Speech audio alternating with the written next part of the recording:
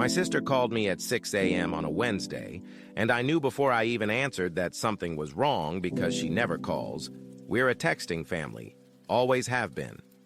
She told me our Nan had been going through some of her old things and found a box under the bed that nobody knew existed, and inside it were letters, about 40 of them, all addressed to my Nan but never opened, still sealed, with a name on the return address that none of us recognized. We assumed it was nothing. Maybe an old friend, maybe some distant relative, but my Nan went completely white when she saw them and wouldn't touch them and wouldn't explain why and just asked us to put them back, which obviously we didn't because we're nosy and she raised us to be nosy, so that's on her. My sister opened one and called me immediately. They were love letters, dated from the late 60s, about 2 years before my Nan married my granddad, from a man named Thomas, who wrote like someone who had read every book ever written and was desperately in love with a woman who apparently didn't write back. Except she had written back.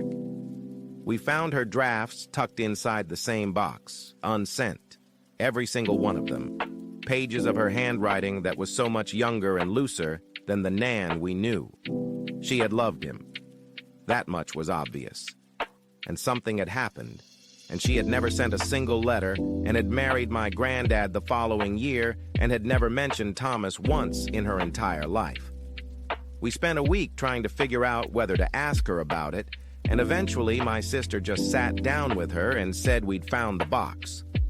My Nan was quiet for a long time, and then she said his family hadn't approved of her, that it was a different time, that she had made a decision and built a life, and that my granddad had been a good man, and she had loved him in the way that you love someone you build something real with.